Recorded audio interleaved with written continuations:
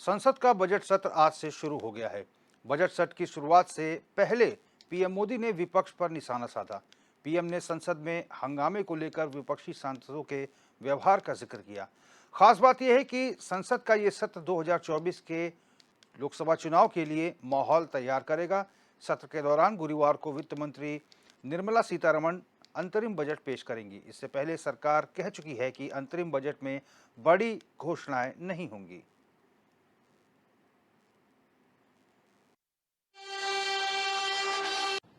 इस नए संसद भवन में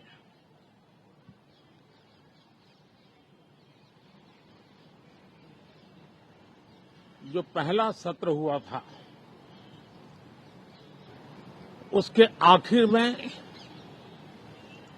इस संसद ने एक बहुत ही गरिमापूर्ण फैसला लिया था और वो फैसला था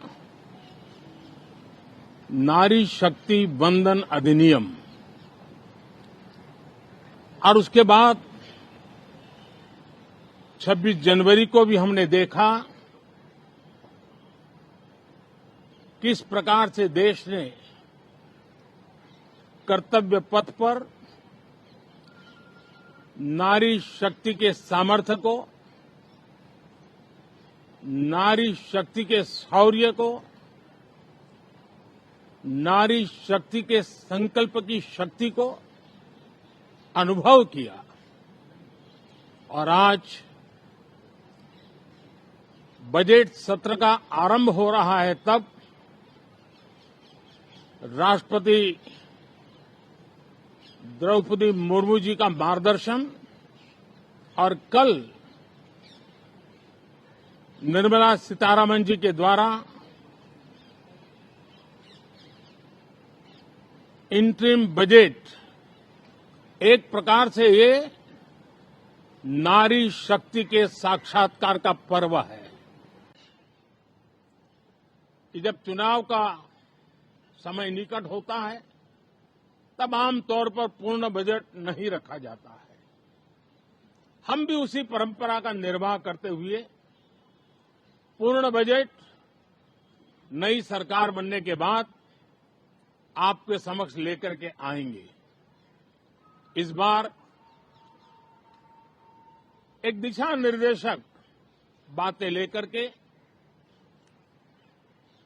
देश की वित्त मंत्री निर्मला जी हम सबके सामने कल अपना बजट पेश करने वाली है। साथियों, मुझे विश्वास है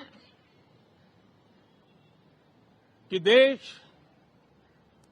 नित्य प्रगति की नई नई ऊंचाइयों को पार करता हुआ आगे बढ़ रहा है।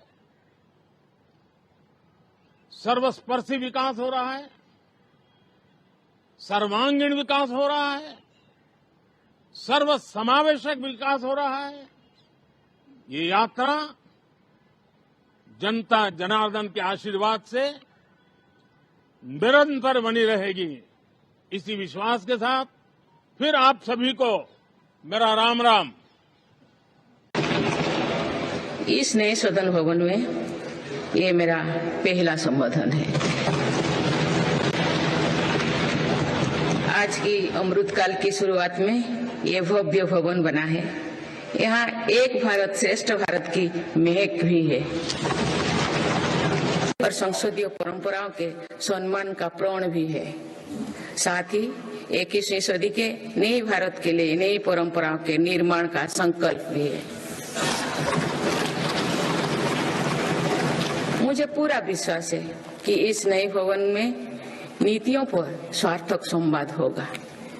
ऐसी नीतियां जो आजादी के अमृत काल में विकसित भारत का निर्माण करेगी।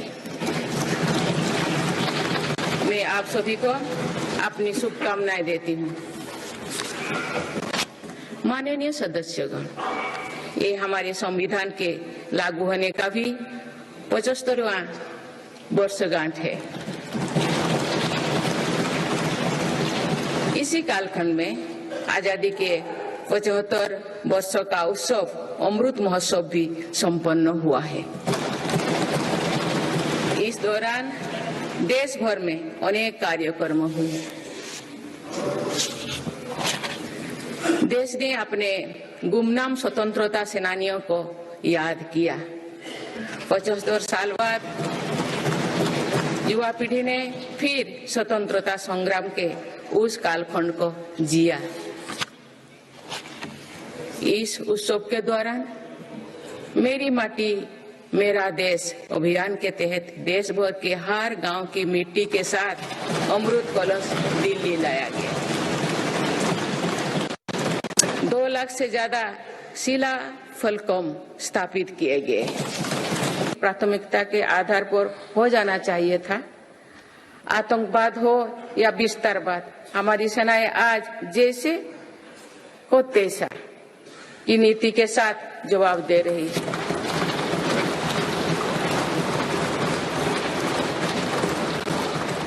आंतरिक शांति के लिए मेरी सरकार के प्रयासों के सार्थक परिणाम हमारे सामने है।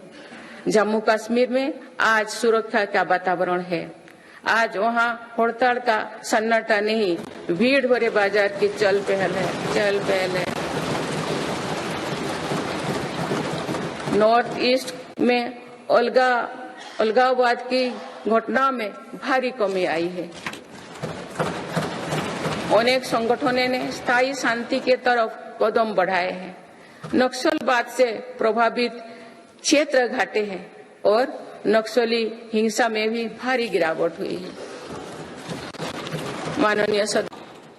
माननीय सदस्यगण, नारी शक्ति का सामर्थ्य बढ़ाने के लिए मेरी सरकार हर स्तर पर काम कर रही है। इस वर्ष की गणतंत्र दिवस परेड भी नारी शक्ति के लिए समर्पित थी।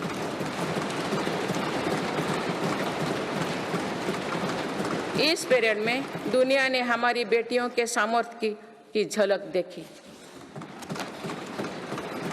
मेरी सरकार ने जल, स्थल, नभ और अंतरिक्ष हर तरफ बेटियों की भूमिका का विस्तार किया है। हम सब जानते हैं कि महिलाओं के लिए आर्थिक स्वतंत्रता के क्या मायने हैं। मेरी सरकार ने महिलाओं की आर्थिक भागीदारी बढ़ाने के लिए निरंतर प्रयास किए हैं। आज लगभग 10 करोड़ महिलाएं स्वयं सहायता समूह से जुड़ चुके हैं। इन समूहों को 8 लाख करोड़ रुपया बैंक लोन और 40,000 करोड़ रुपया की आर्थिक सहायता दी गई है। मेरी सरकार 2 करोड़ महिलाओं को लाखपति दीदी बनाने का अभियान चला रही है।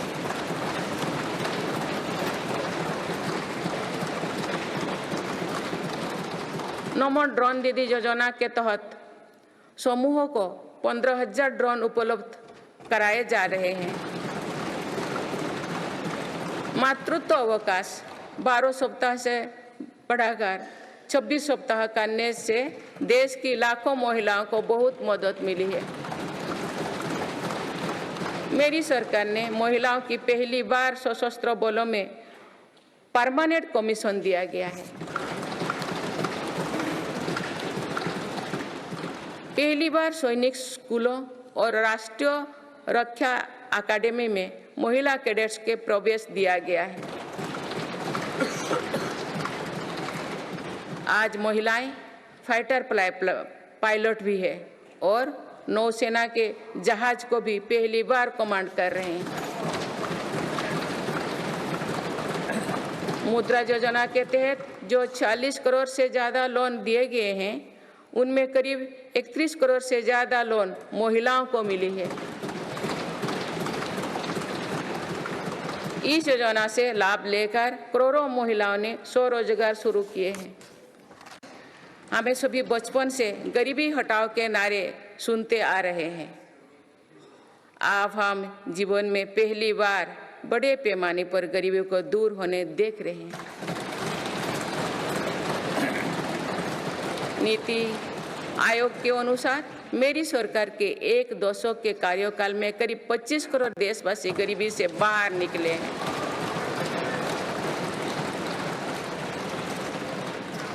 यह है प्रत्येक गरीब में नया विश्वास जगाने वाली बात है। जो 25 करोड़ लोगों की गरीबी दूर हो सकती है, तो उसकी भी गरीबी दूर हो सकती है। जम्मू कश्मीर से आर्टिकल 370 हटाने को लेकर शंकाएं थी, आज वो इतिहास हो चुकी है। इसी संसद ने 3 तलाक के विरुद्ध कड़ा कानून बनाया है। इसी संसद ने हमारे पड़ोसी देशों से आए पीड़ित अल्पसंख्यकों को नागरिक देने वाला कानून बनाया। मेरी सरकार ने वन रैंक वन पेंशन की भी लागू किया, जिसका इंतजार 4 दशकों से था।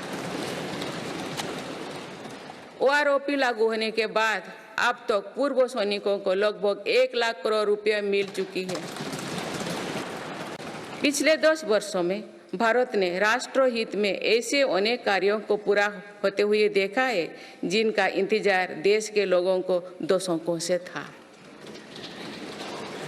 राम मंदिर के निर्माण की आकांक्षा सदियों से थी, आज ये सोच हो चुका है।